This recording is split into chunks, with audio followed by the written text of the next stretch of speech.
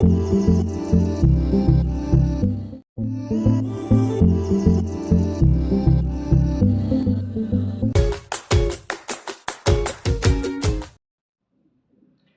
Friends, कैसे हैं आप सब लोग। Welcome back in mega maths tutorial. This is Arpit, your physics educator. So पिछले लेक्चर में हमने डिस्कस किया था ideal gas equation. Ideal gas equation क्या होती है और कितने वेज में उसको लिखा जा सकता है, ये पूरा डिटेल में हमने स्टडी किया था और उसको डिराइव भी किया था। Ideal gas equation like PV is equal to NKT, PV is equal to RT, PV is equal to R-T, P is equal to rho RT, मतलब उसको कम से कम 5 से 6 वेज में हम उसको लिख पा रहे थे। ठीक है, उसी को आगे कंटिन्यू करते हुए एक इक्वेशन आज हम फिर लिखेंगे, PV to power n is equal to constant, और इस इक्वेशन को डिसाइफर करेंगे। मींस इसको डिकोड करना है कि इसका यूज कैसे होता है। ठीक है, यहाँ पे P क्या है, प्रेशर है, V वॉल्यूम है और C इज द कांस्टेंट। इसको हम कांस्टेंट लिख दें ताकि आप कंफ्यूज ना हो। C इज कांस्टेंट और ये N क्या है, N is polytropic index. It is polytropic index. ठीक है, तो इस इक्वेशन के थ्रू हम समझेंगे थर्मोडायनामिक प्रोसेस क्या होते हैं। ओके, थर्मोडायनामिक प्रोसेस की बात करें तो आप लोगों ने सुना होगा, मतलब आइसोबैरिक, आइसोथर्मल, एडियाबैटिक, आइसोकोरिक। ठीक है, ऐसे आपने प्रोसेसेस पढ़े हैं थर्मोडायनामिक्स में, बट उनको ग्राफ में कैसे रिप्रेजेंट करते हैं और एक्चुअल में होता क्या है उसको आज हम समझेंगे। ठीक है, तो हमारी इक्वेशन है PV n is equal to constant. ठीक है, एक एक बात करते हैं। सबसे पहले हमने लिया n is equal to 0, n 0। जब हम इस इक्वेशन में n 0 पुट करेंगे तो हमको क्या मिलेगा, PV 0 कांस्टेंट, और किसी की पावर 0 करते हैं तो क्या हो जाता है 1। किसी की भी पावर 0 करते हैं तो क्या हो जाता है 1। मींस इससे क्या आया, प्रेशर कांस्टेंट आया। इससे क्या निकल कर आया, pressure constant when n is 0। जब हम इनको 0 पुट कर रहे हैं तो प्रेशर क्या निकल कर आया, कांस्टेंट। तो इस प्रोसेस को बोलते हैं isobaric process. It is isobaric process. Iso means same, और आपको पता है barometer is a device which measures pressure, so isobaric process. ठीक है, that is the unit of pressure. तो आइसोबैरिक प्रोसेस के लिए जो पॉलीट्रॉपिक इंडेक्स है उसकी वैल्यू क्या है, 0। Now put the on putting the value n is equal to 1, n की वैल्यू 1 रख रहे हैं तो क्या हो जाएगा, n की वैल्यू 1 रखेंगे तो क्या निकल कर आएगा, PV constant. Okay, V to power 1 करेंगे तो ये PV कांस्टेंट बनेगा। Means it will be PV constant. Okay, और आपने एक प्रोसेस पढ़ा था, पिछला जो लेक्चर था, वीडियो था आइडियल गैस इक्वेशन में, उसमें आपने बॉयल्स लॉ देखा था। क्या होता है, बॉयल्स लॉ कहता है कि pressure is inversely proportional to volume, या volume is inversely proportional to pressure when temperature and mass is constant. When temperature and mass are constant, तो ये इक्वेशन निकल कर आ रही, PV is equal to constant.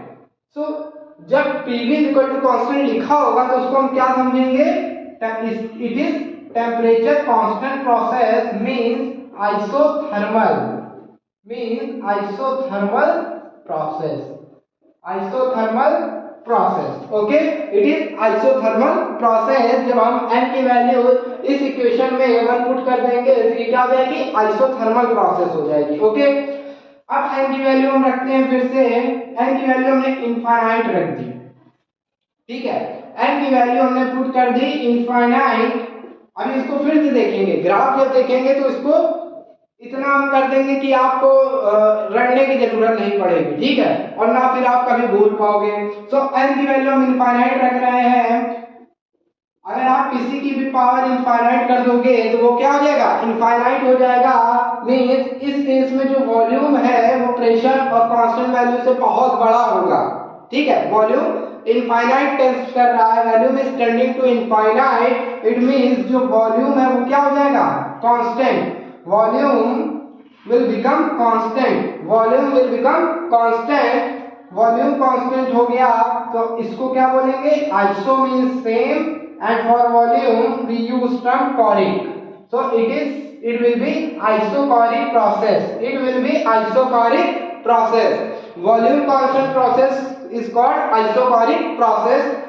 Okay अब आप कह रहे हैं थर्मोडायनामिक प्रोसेस क्या होता है, ठीक है, तो वो टर्म्स हम आगे देखेंगे, बट आज का जो हमारा मेन डिस्कशन है वो है इस इक्वेशन को समझना और इस इक्वेशन से कैसे प्रोसेस राइट डाउन किए जाते हैं, कैसा रिलेशन है उनके बीच में और उसका जो ग्राफ पोर्शन है उसको समझना। Okay so PV infinite constant किया, एन की वैल्यू इनफाइनाइट थी तो हमें वॉल्यूम कांस्टेंट मिला, इसी को बोलते हैं आइसोकोरिक प्रोसेस।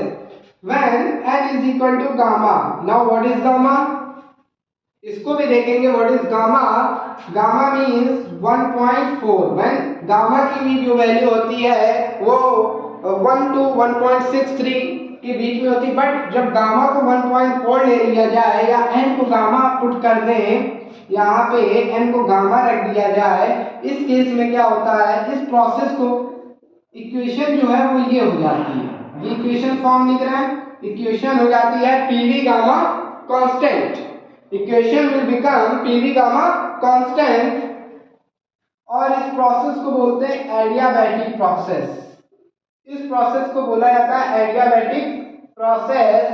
अब आप 0 to मींस 1 to 2 के बीच में कोई भी वैल्यू आप पुट करते हो, n की कोई भी वैल्यू पुट करते हो तो पॉलीट्रॉपिक प्रोसेस बोल दिया जाएगा।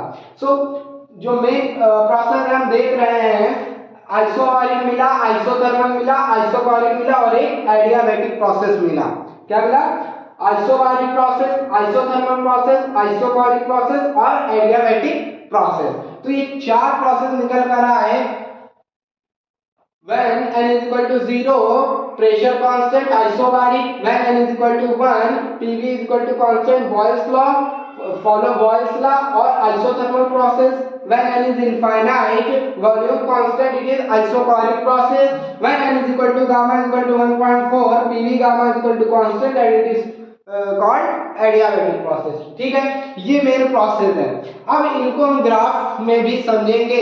पीवी कर्व में जब आपको पीवी कोऑर्डिनेट दिए हो तो इनको ड्रॉ कैसे किया जाता है। ठीक है, आपके पास इक्वेशंस निकल कर आ गई। जब n 0 होगा p कांस्टेंट होगा, n 1 होगा pv कांस्टेंट होगा, n इनफाइनाइट होगा v कांस्टेंट होगा, एंड जब n गामा होगा मींस 1.4 होगा तो pv gamma is equal to constant. Now अब हम इसके ग्राफ समझते हैं। ठीक है, इसको ग्राफ में देखते हैं। ग्राफ में इसको कैसे ड्रॉ करेंगे वो समझते हैं। आई थिंक आप ये समझ गए होंगे। अभी फिर से इसको हम ग्राफ में ला रहे हैं तो और क्लियर होगा आपको। ये मान के चलिए ऐसा पोर्शन है जिसके बिना आप फर्स्ट लॉ ऑफ थर्मोडायनेमिक्स की जितनी भी प्रॉब्लम्स है, जैसा हमने फर्स्ट वीडियो में बताया था आइडियल गैस इक्वेशन में कि ऐसे वैसे तो फर्स्ट लॉ जो है वो बहुत इजी है। Delta Q is equal to delta U plus delta W,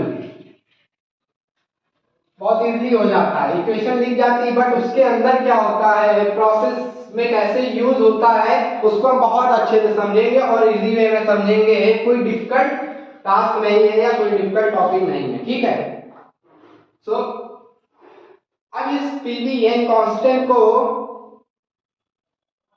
थोड़ा मैं और साफ लिख दूं, अब आप तो समझ गए हो n क्या है, कांस्टेंट c वैल्यू क्या है, और अच्छा दिखेगा और आपका जो नोट्स है वो भी बहुत अच्छा बनेगा क्लीन, ताकि जब आप रिवाइज करें तो कोई प्रॉब्लम ना हो। ठीक है, it is PVn constant, now this equation है। ठीक है, तो हम जो हमारे पास एक वेरिएबल प्रेशर है और एक वेरिएबल क्या है, वॉल्यूम। तो जो ग्राफ ड्रॉ होगा वो प्रेशर एंड वॉल्यूम में ड्रॉ करेंगे। ठीक है,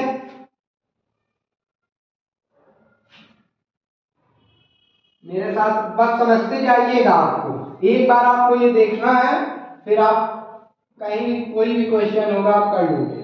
प्रेशर की कुछ यूनिट होगी। ठीक है, अभी हम यूनिट डिफाइन नहीं कर रहे हैं क्योंकि हमें सिर्फ ग्राफ ड्रॉ करना है प्रोसेस का, ये पॉइंट है। ठीक है, नाउ इस पॉइंट को मिड ले लेता हूं, एक पॉइंट है, इस पॉइंट को हमने यहां पे लिया, ठीक है। अब देखो दिस दिस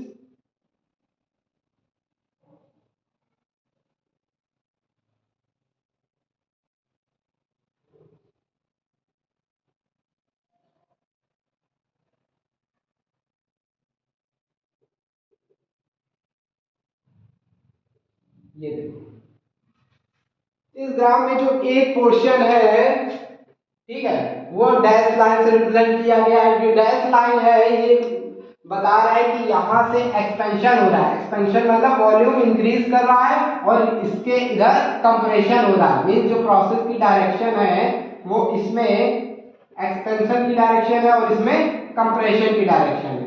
जब वॉल्यूम डिक्रीज करे, देखो यहाँ से यहाँ तक आ गए, यहाँ से यहाँ तक आए, मींस वॉल्यूम डिक्रीज हुआ, कंप्रेस हुआ। यहाँ से यहाँ तक आए, इस प्रोसेस से इस प्रोसेस से। सो अब इसमें हमें बताना है कौन सा प्रोसेस एडियाबैटिक है, कौन सा प्रोसेस आइसोथर्मल है, कौन सा प्रोसेस आइसोकोरिक है और कौन सा प्रोसेस आइसोबारिक है।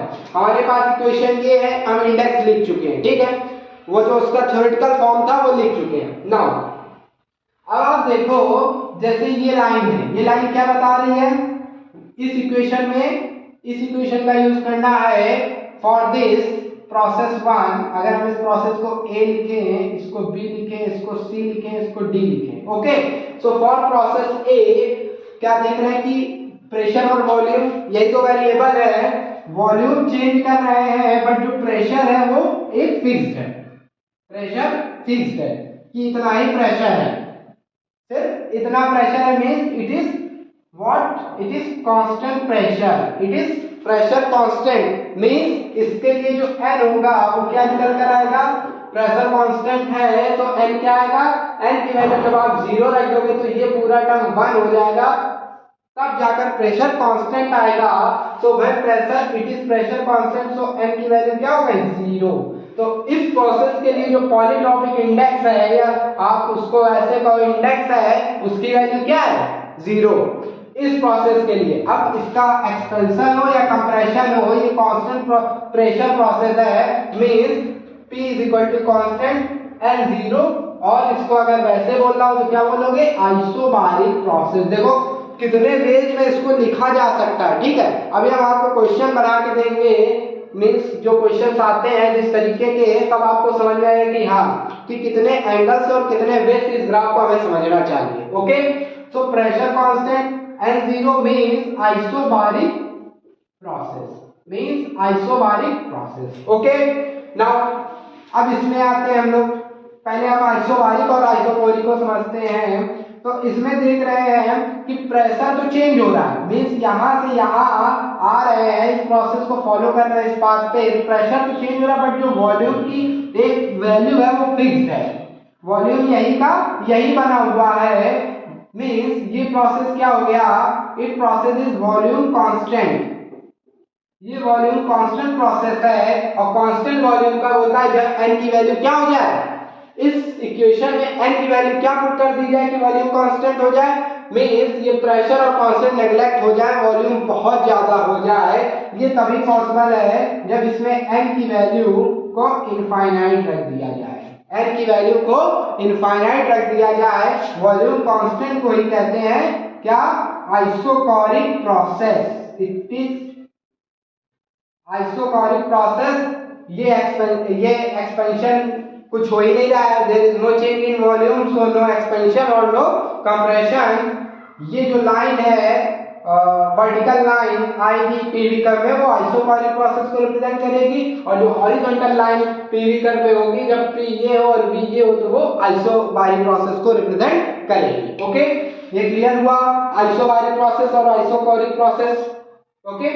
नाउ अब आते हैं आइसोथर्मल प्रोसेस और एडियाबैटिक प्रोसेस को समझना है कि दोनों का कर्व का जो नेचर है, दोनों क्या है, पैराबोलिक, दोनों हाइपरबोलिक है, दोनों हाइपरबोलिक है। तो कौन सा एडियाबैटिक होगा और कौन सा आइसोथर्मल होगा, ठीक है। सो निकल कर क्या आता है, अब आपको बताएं, ये जो ऊपर का पार्ट है, ये जो बी प्रोसेस है, it is PV constant, means temperature constant process है ये टेम्परेचर कांस्टेंट प्रोसेस है या आइसोथर्मल प्रोसेस है, ठीक है। It is isothermal process. जो ऊपर रहता है मीन्स एन की वैल्यू जैसे जैसे बढ़ती जाती है वो कर्व नीचे आता चला जाता है, ठीक है। जैसे जैसे एन की वैल्यू बढ़ती है, जैसे इसमें एन की वैल्यू क्या थी 0, आप ऐसे देख लो एन की वैल्यू जब हमने 0 रखी आइसोथर्मल प्रोसेस, इसके लिए जो एन है वो क्या है 1, एन क्या है 1। देखो सारा डाटा इसी ग्राफ में लिख रहा है। पीवी कांस्टेंट इक्वेशन होती है, टेम्परेचर कांस्टेंट आइसोथर्मल प्रोसेस होता है, इनकी वैल्यू 1 होती है, ठीक है। ऐसे ही आपको बना लेना है ताकि कहीं मतलब अलग अलग उस चीज को ना लिखना पड़े, ओके। सो हम क्या देख रहे हैं कि जब n 0 था तो ये लाइन थी, और जब n इनफाइनाइट है तो ये है। तो n की 0 से लेके इनफाइनाइट तक के जो कर्व्स होंगे वो इसी दो के बीच के तो होंगे, इन्हीं दो के बीच तो होंगे। सो n 0 था, जब आप n 0 पॉइंट करोगे तो वो कर्व ऐसा आएगा, ठीक है, क्योंकि हाइपरबोलिक है। यहां से आप रिलेशन देखोगे p inversely proportional v to power n होगा, p inversely proportional v to power n होगा। तो जैसे आप n की वैल्यू रखोगे या बढ़ाओगे तो वो हाइपरबोलिक मिलेगा। तो ऐसे ही ये n1 मिला, फिर आपने एडियाबैटिक प्रोसेस में आया, उसके लिए n क्या होता है 1.4, जिसे हम लोग गामा कहते हैं, जिसे क्या कहते हैं गामा कहते हैं। गामा क्या होता है अभी उसको निकालेंगे। इट इज 1.4, तो उसका जो कर्व है एक्सपेंशन के लिए वो इसके नीचे होगा, वो इसके नीचे होगा, ठीक है, आइसोथर्मल के। बट अब एक चीज नोटिस करने वाली ये है कि जो आइसोथर्मल कंप्रेशन हो रहा हो ड्यूरिंग कंप्रेशन, अब आप देखिए सेम वॉल्यूम तक अगर आप कंप्रेशन करो तो ये जो एडियाबैटिक कर्व है it is equal to 1.4 means gamma, और ये n1 है, आप देख रहे हो। मींस ड्यूरिंग एक्सपेंशन आप लिख सकते हो n1.4, ये एडियाबैटिक प्रोसेस है। कौन सा प्रोसेस है? It is adiabatic process. अब कुछ लोग कहेंगे साइक्लिक प्रोसेस भी होता है, हमने साइक्लिक प्रोसेस सुना है। तो साइक्लिक प्रोसेस कोई ऐसा प्रोसेस नहीं है कि कोई उसकी इक्वेशन आ रही है, ठीक है। साइक्लिक प्रोसेस एक वो प्रोसेस होता है कि जहां से स्टार्ट किया फिर वहीं पे आ गए by using these processes, okay. तो ये मेन प्रोसेस है। साइक्लिक प्रोसेस तो एक तरीके का केस है, ठीक है, उसको भी हम आगे देखेंगे, ठीक। आइडियाबैटिक प्रोसेस होता है, और अब हम देख रहे हैं कि ड्यूरिंग कंप्रेशन इस चीज को हम लिख सकते हैं, क्या लिखना होगा हमें, ड्यूरिंग एक्सपेंशन। ड्यूरिंग एक्सपेंशन में क्या होता है, जो आइसोथर्मल कर्व है, ठीक है, temperature constant means PV constant curve जो है, पीवी कांस्टेंट वो lies above PV gamma constant, ऐसे लिख सकते हैं, ठीक है। पीवी कांस्टेंट कर्व, यहाँ पे कर्व लिख दें, PV constant curve lies above PV gamma constant. समझने के लिए हम तो इस ग्राफ से समझ गए, अब आप कभी नहीं भूलोगे कि एक्सपेंशन प्रोसेस में क्या होता है, जो आइसोथर्मल प्रोसेस है वो एडियाबैटिक प्रोसेस के ऊपर लाई करता है, ठीक है। But during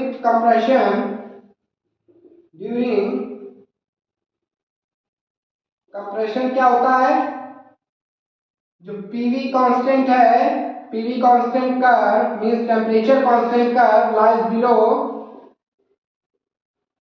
PV gamma constant, वो एडियाबैटिक प्रोसेस के नीचे आता है। अब जब पीवी गामा कांस्टेंट लिखा हो या एडियाबैटिक प्रोसेस लिखा हो तो आप एडियाबैटिक प्रोसेस बोले तो आप तुरंत समझ जाइए पीवी गामा कांस्टेंट है, ओके।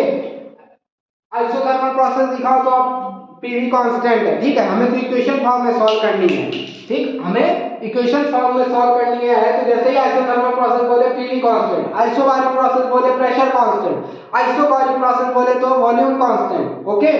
तो ड्यूरिंग एक्सपेंशन हम देख रहे हैं कि जो आइसोथर्मल प्रोसेस है वो एडियाबैटिक प्रोसेस के अबव है, बट ड्यूरिंग कंप्रेशन ये n1.4 गामा मींस एडियाबैटिक जो प्रोसेस है वो उसके अबव है, ड्यूरिंग कंप्रेशन आइसोथर्मल के प्रोसेस के टेम्परेचर कांस्टेंट। तो आई थिंक ये आपको समझ में आया होगा कर। अब दूसरा क्वेश्चन देखो, इससे ये अराइज होता है, हम क्वेश्चन बात कर रहे हैं कि क्वेश्चन कैसे बनते हैं, ठीक है, और कैसे कॉन्सेप्ट से पूछे जाते हैं, क्योंकि देखो ये जो कॉन्सेप्ट होता है वो फिक्स होता है। आपको भी पता है कि कोई थ्योरी है या कोई लॉ है तो वो फिक्स है, बट उससे किस तरीके से कैसे कैसे क्वेश्चन जनरेट किए जा सकते हैं, रेंडर किए जा सकते हैं, वो मैटर करता है। तो वही हम आपको बता रहे हैं थ्रू ग्राफ, थ्रू थ्योरी, कि कैसे कैसे क्वेश्चन बन सकते हैं। जब तक आप हर एक एस्पेक्ट पे काम करके नहीं जाओगे तब तक हो सकता है आपसे गलती हो जाए, ठीक है। सो आई होप ये कर्व आपको समझ में आया होगा। अब क्वेश्चन ये बनता है कि जो आइसोथर्मल कर्व है और एडियाबैटिक कर्व है उसमें स्लोप किसका ज्यादा होता है, उसमें स्लोप किसका ज्यादा होता है। कोई कर्व आप ड्रॉ करते हैं तो उसमें स्लोप आता है, ठीक है। तो ऐसे हम कोई पॉइंट ले लें, जैसे इस पॉइंट पे हमें स्लोप निकालना हो, वैसे कर्व से देख सकते हैं इस पॉइंट से हमें स्लोप फाइंड आउट करना है, ठीक है। तो स्लोप के लिए हम इस कर्व पे क्या डालेंगे, टेंजेंट। क्या डालेंगे, टेंजेंट, ऐसे, और इस पॉइंट पे टेंजेंट डालेंगे।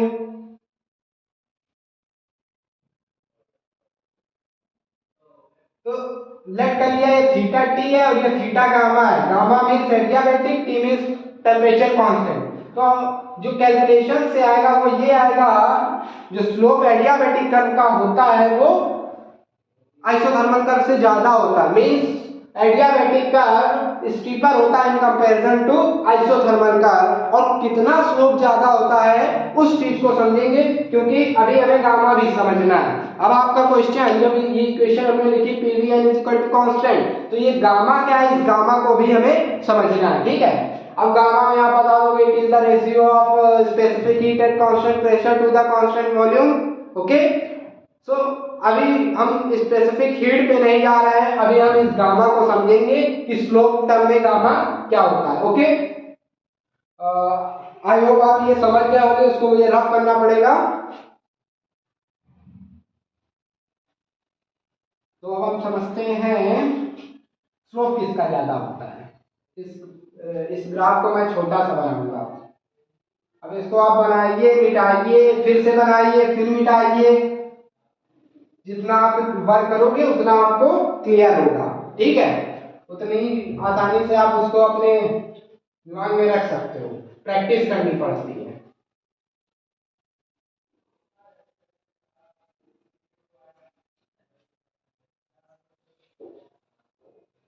ये जो अभी जैसे हमने आइडियल गैस इक्वेशन डिस्कस की थी वो बहुत फंडामेंटल था थर्मोडायनेमिक्स का। अगर वो पार्ट आपको क्लियर नहीं है, यूनिट्स क्लियर नहीं है, तो आप 100% क्या क्वेश्चन गलत करोगे ही करोगे अगर न्यूमेरिकल आता है तो, ठीक है।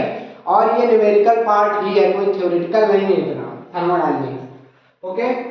सो अब तक को मैं साइड में बनाता हूं, इट इज पी वी। अभी कंप्रेशन नहीं ले रहा है, सिर्फ एक्सपेंशन ले रहा है,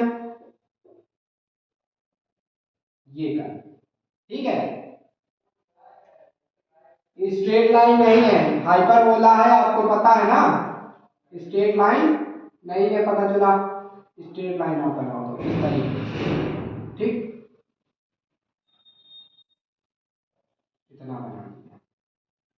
इट इज प्रेशर कांस्टेंट। अब आप लिख दोगे volume constant, temperature constant, gamma 1.4 लिख दिया डायरेक्टली, कोई डिफिकल्टी नहीं। अब हमें स्लोप निकालना है। तो स्लोप क्या होता है, किसी भी कर्व में, जैसे कि कोई ग्राफ है, हम समझते हैं थोड़ा सा ग्राफ का पोर्शन समझते हैं फिर स्लोप को समझते हैं, ठीक है। हम ग्राफ का पोर्शन समझते हैं फिर स्लोप समझते हैं। जैसे कि कोई लाइन है, इट इज अ लाइन, ठीक, इट इज अ लाइन। जब ये लाइन गिवन है, इसका एंगल थीटा है, तो स्लोप क्या बोलते हैं, इसका जो स्लोप होगा वो m होगा और वो होगा tan थीटा। स्लोप मींस वो x एक्सिस से कितना, वो x एक्सिस से कितना, कितने एंगल पर है कोई चीज, x एक्सिस से कितने एंगल पे। जैसे ये लाइन है तो x एक्सिस के एंटी क्लॉकवाइज कितने एंगल पे, वो tan थीटा होता है उसका। अब जैसे कोई कर्व ले लिया आपने ये, अब ये लाइन ली, अब कोई कर्व ले लिया इसमें दिस, एक कर्व ये ले लिया, हमने कहा इसका स्लोप बताइए आप, ठीक है। तो आप क्या करोगे, इस कर्व पे जो टेंजेंट डालोगे, एक टेंजेंट ड्रॉ करोगे और इसका एक्स एक्सिस से एंगल क्या आएगा एंटी क्लॉकवाइज, ये एक्स एक्सिस से एंगल ये आएगा, ठीक है। बट आप इसको क्लॉकवाइज भी मेजर कर सकते हो, बिकॉज tan 180 माइनस थीटा क्या होता है, tan theta, tan 180 minus theta minus tan theta, tan 180 minus theta, theta क्या होता है माइनस tan थीटा। सो आप स्लोप निकालोगे बट वो निगेटिव आएगा, कैसा आएगा, निगेटिव आएगा।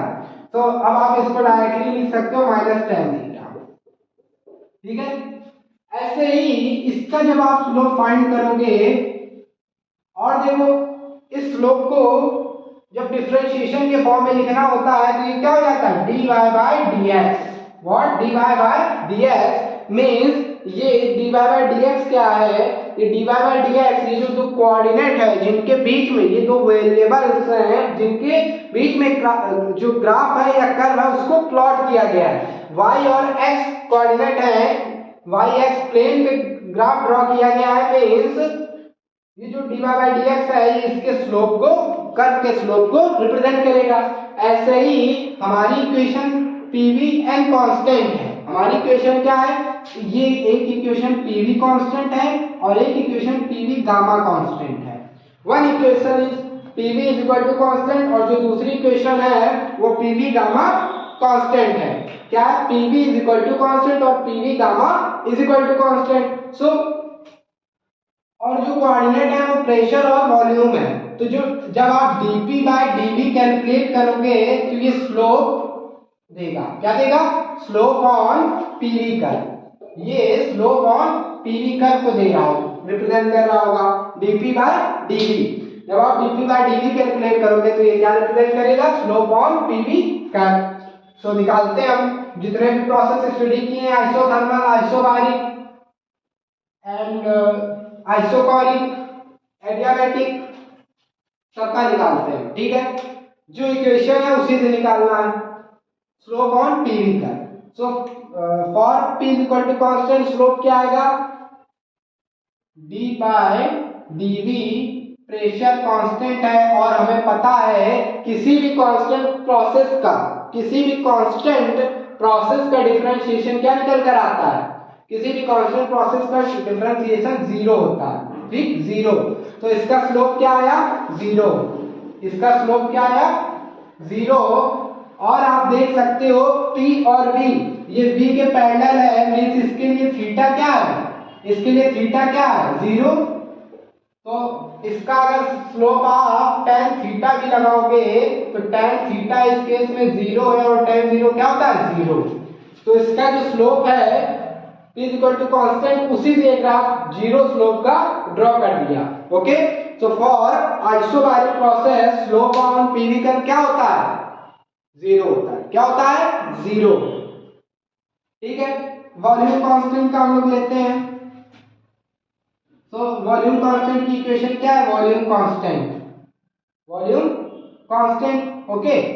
तो जब आप वॉल्यूम कांस्टेंट का करने जाओगे तो इसका स्लोप देख रहे हो आप कितना आ रहा है, यहाँ पे थीटा कितना आएगा, 90 डिग्री, थीटा कितना आएगा, 90 डिग्री। और 90 डिग्री पे जो tan का कर्व होता है वो इनफाइनाइट होता है, वो इनफाइनाइट जा रहा होता है, जो tan का कर्व होता है वो क्या होता है, इनफाइनाइट जा रहा है। मीन जब आप इसमें dv निकालोगे तो ये जीरो आएगा, और जब आप dp बाय dv में जीरो रखोगे, करोगे 1 बाय 0 कुछ भी करो तो वो कहाँ जाता है, इनफाइनाइट जाता है, क्या जाता है, इनफाइनाइट जाता है। मींस इस केस में जो स्लोप है वो कहाँ जा रहा होगा, इस tending to infinite, okay. 90 degree आएगा, सॉरी, स्लोप जो होगा वो 90 डिग्री होगा। स्लोप कैसे निकालते हैं, tan theta, slope tan theta वो इनफाइनाइट आ रहा है, सो tan थीटा इनफाइनाइट किसके लिए होता है, tan 90 के लिए, तो थीटा क्या आ जाएगा 90 डिग्री। अब आप देख सकते हो वॉल्यूम कांस्टेंट के केस में ये 90 डिग्री है कि नहीं, it is 90 degree. Okay, so for volume constant process on PV curve slope is 90 degree, slope is 90 degree। now slope is 90 degree, ये समझ में आ गया। अब हम देखते हैं आइसोथर्मल और एडियाबैटिक चैप्टर के लिए, ठीक है, इसको रफ कर दे रहे हैं, रिलेशन भी निकालना हमको। so for isothermal process now when temperature is constant, equation क्या आएगी, पीवी कांस्टेंट, पीवी कांस्टेंट। अब आप बोथ साइड डिफरेंशिएट कर दीजिए, ठीक है, both side means dPV is equal to d constant कर दीजिए, डिफरेंशिएट कर दीजिए, ठीक है। तो जब आप इसका करोगे तो पता है जब दो फंक्शन का दो वेरिएबल्स का करते हैं तो first variable dV plus second variable dP और कांस्टेंट का क्या हो जाता है जीरो, कांस्टेंट का क्या हो जाता है जीरो।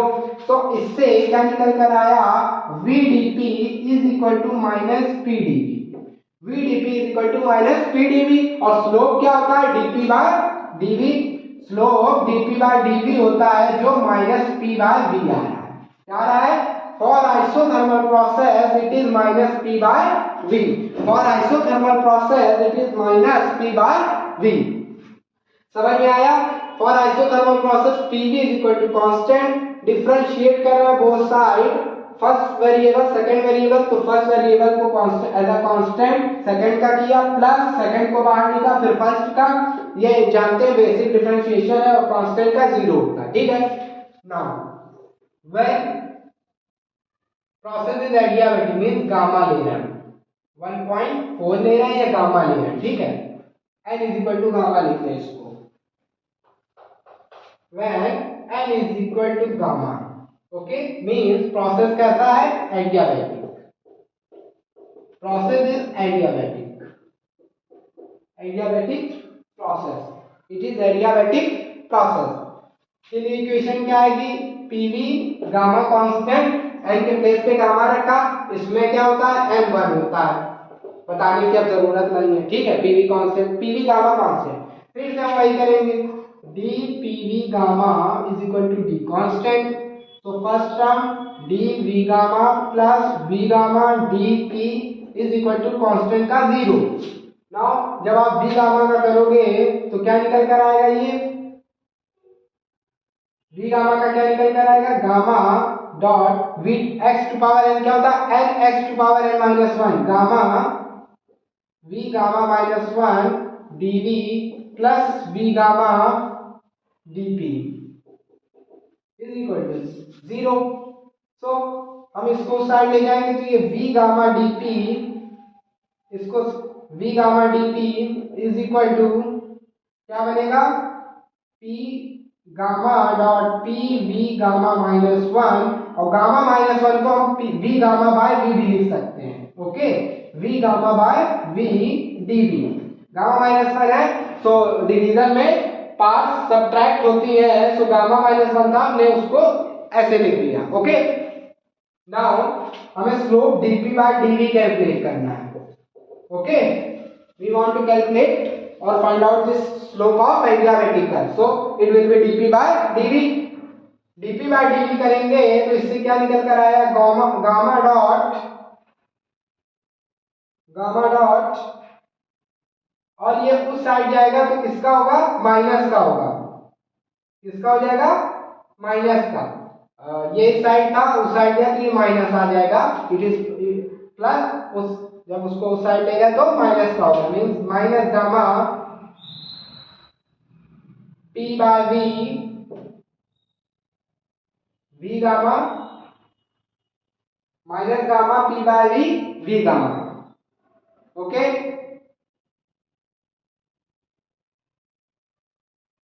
और ये V गामा है इसका भी, ये इसके साथ जो V गामा था वो इसके साथ आ गया V गामा, ओके। तो ये V गामा कैंसिल हो जाएगा, यहाँ पे क्या निकल कर आएगा, minus gamma P by V, अब आप देखो जो dp बाई dv आइसोथर्मल का था स्लोप, इसी को हम थीटा टी लिख दें या थीटा आइसो लिख दें, कंफ्यूजन ना हो, हम इसको थीटा आइसो लिख दें। थीटा देखो रटने जैसा कुछ नहीं है, आपको दिख रहा है ना कैसे स्टेप वाइज कर रहे हैं चीजों को, रटने जैसा कुछ भी नहीं है कि बिल्कुल रट लिया, नहीं पहले ये स्टेप करना है फिर ये स्टेप करना है, ठीक है। हमें जो फंडामेंटल पता है, हमें इक्वेशन पता है, हमें बेसिक डिफरेंशिएशन पता है, उसका यूटिलाइज करके हम एक डेरिवेशन पे जा रहे हैं, ठीक है, एक डेरिवेशन को कर रहे हैं और रिजल्ट क्या आएगा वो देखते हैं, ठीक है। तो हमने इसको लिखा theta iso, theta iso means isothermal, जो कि dp by dv minus p by v है, ठीक है। इसको हम लिखते हैं theta adiabatic, it is theta adiabatic. तो थीटा एडियाबैटिक जब हम देखेंगे, थीटा एडियाबैटिक ये क्या रहा minus gamma, it is gamma minus p by v। अब आप देखो थीटा आइसो क्या था माइनस p बाय v, जब ये दो इक्वेशंस को हम कंपेयर करेंगे तो इससे रिजल्ट क्या निकल कर आएगा, इस साइड आ जाइए, इन दोनों इक्वेशंस को ब्लॉक करते हैं, ठीक है। अब इन दोनों इक्वेशन से आप निकाल सकते हो जो थीटा एडियाबैटिक है वो क्या है, it is gamma time theta isothermal में, और हमें पता है ये जो गामा होता है उसकी वैल्यू 0.63 1 to 1.63 के बीच में होती है।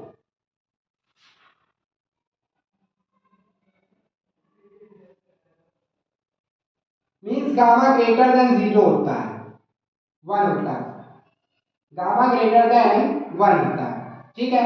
अब गामा ग्रेटर देन 1 होता है तो इससे हम ये बात निकाल सकते हैं कि जो थीटा एडियाबैटिक है वो ग्रेटर देन थीटा आइसो होगा, मींस जो एडियाबैटिक कर्व का स्लोप होता है वो आइसोथर्मल कर्व से ज्यादा होता है। एडियाबैटिक स्लोप का एडियाबैटिक कर्व का जो स्लोप है वो आइसोथर्मल से ज्यादा होता है, या इसको ऐसे बोल सकते हैं adiabatic curve is more steeper than isothermal curve, okay. ये देखो हम एक रिजल्ट पे आ गए, कैसे कैसे आया और इससे गामा डिफाइन हुआ। गामा क्या निकल कर आया, अब देखो गामा क्या निकल कर आया, गामा को हम डिफाइन कर रहे हैं, गामा क्या निकल कर आया उसको देखते हैं हम।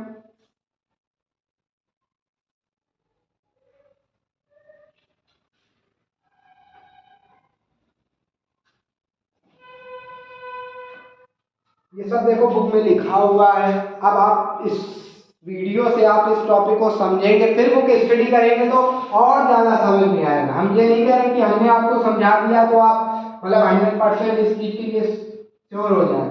आप बुक में जाओगे तो अब बुक आपको समझ में आएगी और आपको जितना आप अभी तक उससे निकाल पा रहे थे उससे ज्यादा ही कुछ निकाल पाओगे और उसको समझ पाओगे। तो गामा क्या निकल कर आया, gamma is theta adiabatic to tan theta होता है बट हमने थीटा के टर्म में लिख दिया, ठीक है। ये tan होता है बट हमने उसको थीटा के टर्म में लिख दिया, एक वो दे दिया है थीटा आइसो, ठीक है। तो गामा कैसे डिफाइन करेंगे, gamma is the ratio of slope of, it is the ratio of slope of adiabatic curve, ये आप डेफिनेशन बुक में लिखी होगी। Gamma is the ratio of slope of adiabatic curve to the slope of isothermal curve, slope of isothermal curve, ये definition आपको मिल जाएगी book में। Gamma is the ratio of slope of adiabatic curve to the slope of isothermal curve. I hope आप ये पूरा topic समझ गए होंगे प्रोसेस का कि क्या आइसोथर्मल प्रोसेस का स्लोप क्या होता है, आइसोकोरिक प्रोसेस का स्लोप क्या होता है, एडियाबैटिक कर्व का स्लोप क्या होता है और आइसोथर्मल कर्व का स्लोप क्या होता है। अब एक क्वेश्चन हम आपके आगे रख रहे हैं, आप उस क्वेश्चन को समझिए और आप भी कीजिएगा, ऐसे ही बहुत से क्वेश्चन आपको बुक में मिल जाएंगे ऑब्जेक्टिव, स्पेशली ऑब्जेक्टिव क्वेश्चन आप जेईई नीट किसी का भी उठा लीजिएगा, काफी ढेर सारे क्वेश्चन मिल जाएंगे और आप इसको इजीली कर लोगे, ठीक है। तो एक क्वेश्चन लिख रहे हैं, इसको रफ कर दिया फिर लिखें।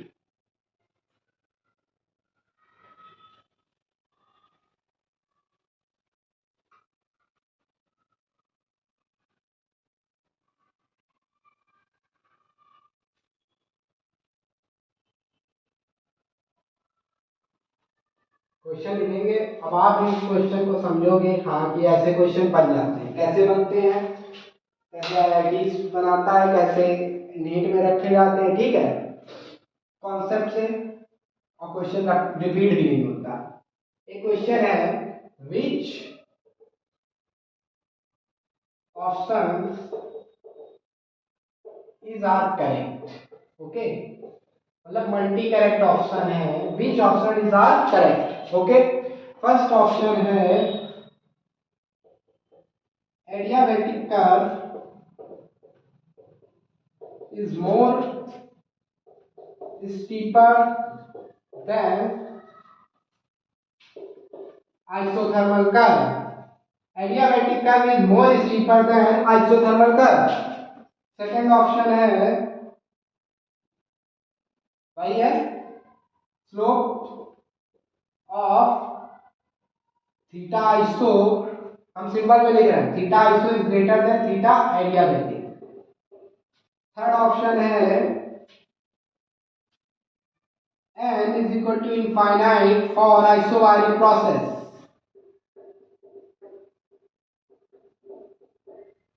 और फोर्थ ऑप्शन है बॉयस लॉ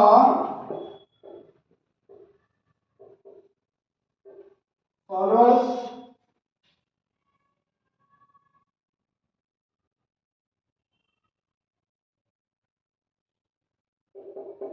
आइसोथर्मल प्रोसेस। उल्टा लिख दिया, उल्टा लिख दिया।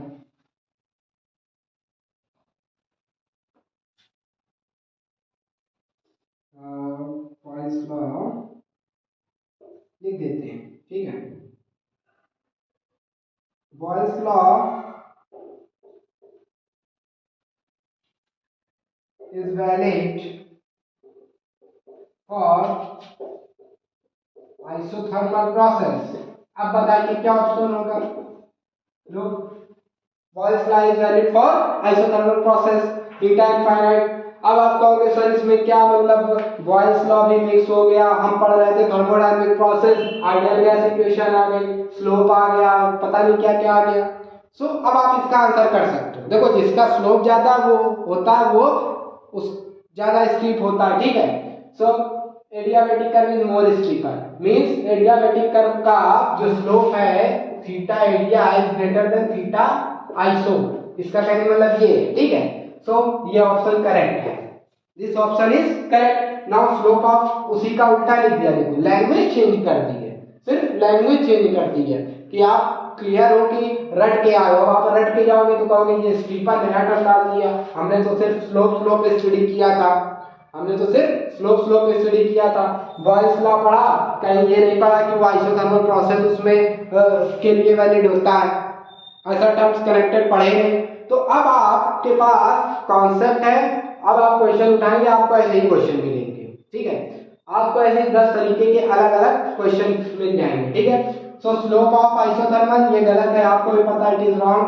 And infinite for isobaric process किसके लिए होता है, आप तुरंत देखोगे इक्वेशन में जाओगे। देखो अभी आप नए हो, आप कैसे करोगे, कैसा अप्रोच होगा, इक्वेशन में जाओगे, पीवीएन कांस्टेंट होता है, इनफाइनाइट रख रहे हैं इसमें, मींस इनफाइनाइट रख देंगे तो ये टर्म बहुत बड़ा हो जाएगा, means volume constant, it is isochoric process, ये भी गलत है। Now Boyle's law is valid for isothermal process. Boyle's law क्या होता है, बॉयस लॉ कहता है volume is inversely proportional to pressure when mass and temperature are constant. When mass and temperature are constant, volume inversely proportional to pressure when mass and temperature are constant. Means temperature constant है, temperature constant को isothermal process कहते हैं, तो ये option भी सही है। तो इसमें कौन से ऑप्शन सही मिले, फर्स्ट एंड फोर्थ है। अच्छा क्वेश्चन, ठीक है। अब देखो दूसरा क्वेश्चन, देखो आप, हम दूसरा क्वेश्चन देखते हैं। दिस पार्ट, अब देखो दूसरा क्वेश्चन देखते हैं। देखो कितनी क्विकली हो रहा है, जब आप मेहनत करोगे और आप हमारे साथ लग के और हम आपके साथ लग के मेहनत करेंगे तो कुछ ना कुछ आउटपुट तो आएगा ही, और एक अच्छा आउटपुट आएगा। ऐसा भी नहीं है कि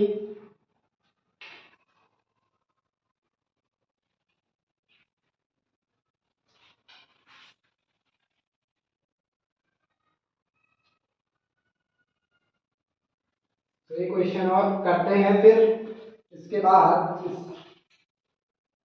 वर्डर नहीं डालेंगे। आप अपनी टेक्स्ट बुक उठाना, जितने भी ऑब्जेक्टिव क्वेश्चन हो कर डालना, ठीक है।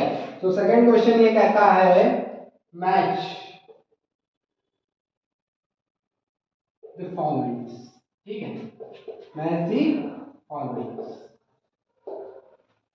इस साइड इंडेक्स गिवन है, ठीक है, इस साइड इक्वेशन गिवन है और यहाँ पे प्रोसेस गिवन है। देखो एडवांस का क्वेश्चन है, आरटी एडवांस का क्वेश्चन है, ऐसे पूछा जाता है। इंडेक्स मींस एन की वैल्यू गिवन है, ठीक है। व्हेन n इज 1 0 इनफाइनाइट 1.4, ठीक। अभी चार वैल्यूज पड़ी हुई है, 1 0 इनफाइनाइट 1.4। इक्वेशन क्या निकल कर आती है? P constant, PV constant, PV gamma constant, V constant, ये चार पढ़ी हमने। V कांस्टेंट, प्रोसेस लिख दोगे isothermal process, process is isothermal, adiabatic, isothermal process हो गया, एडियाबैटिक प्रोसेस हो गया, और कौन कौन से थे हम तो भूल जाते हैं। आइसोबैरिक प्रोसेस हो गया और आइसोकोरिक प्रोसेस हो गया, ठीक। Isobaric process, isochoric. Now this is one, आप इसको A लिख दो, इसको B लिख दो, इसको C लिख दो, इसको D लिख दो, और इसको P लिख दो, इसको Q लिख दो, इसको R लिख दो, इसको S लिख दो, और इसको लिख दो 1 2 3 4। नाउ मैचिंग में क्या आएगा? मैचिंग के इसके ऑप्शन कैसे आएंगे? और ऑप्शन ऐसे आएगा कि A का जो होगा वो P2 होगा, B का ऑप्शन भी लिखते हैं हम, ऑप्शन भी लिख देते हैं, ठीक है। नाउ ऑप्शन लिखेंगे, ऑप्शन ए, ऑप्शन बनाना पड़ेगा मुझको।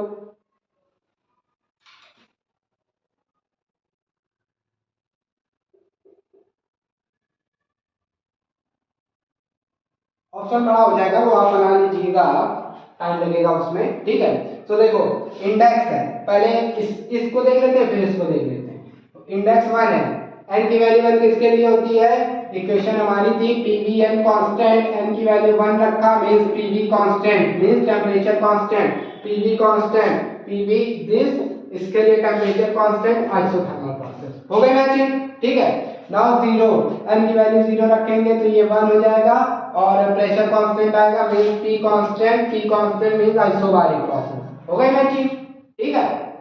नाउ इनफाइनाइट रख रहा है, मतलब बहुत ज्यादा। Volume constant means this process, और इसके बाद वॉल्यूम कांस्टेंट को हम आइसोकोरिक बोलते हैं, तो ये प्रोसेस हो गया, मैचिंग हो गई, ठीक है। ऐसे ही D 1.4 लिया, गामा के 1.4 होता है, गामा इसके लिए P गामा कांस्टेंट या P 1.4 लिख दे, इक्वेशन लिख दी, ठीक है, गामा के टर्म में, इसी को एडियाबैटिक बोलते हैं। हो गया मैचिंग?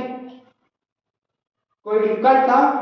कोई डिफिकल्ट नहीं था। डिफिकल्ट तब है जब आप उस चीज से, उसके कॉन्सेप्ट से क्लियर नहीं हो, ठीक है। कंफ्यूजन तब होता है जब आप कुछ एक छोटी सी चीज पढ़ते हो और सोचते हो नहीं मैंने बहुत कुछ कर लिया, बट ऐसा नहीं होता है।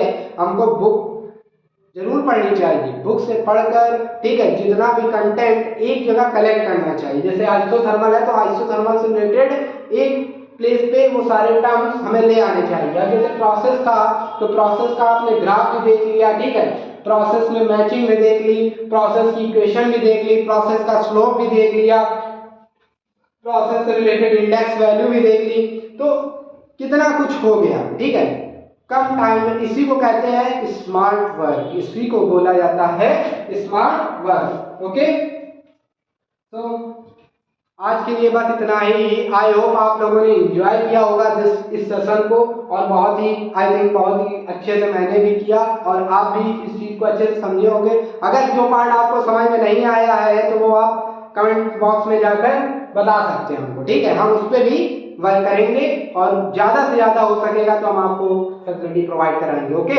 So thank you very much.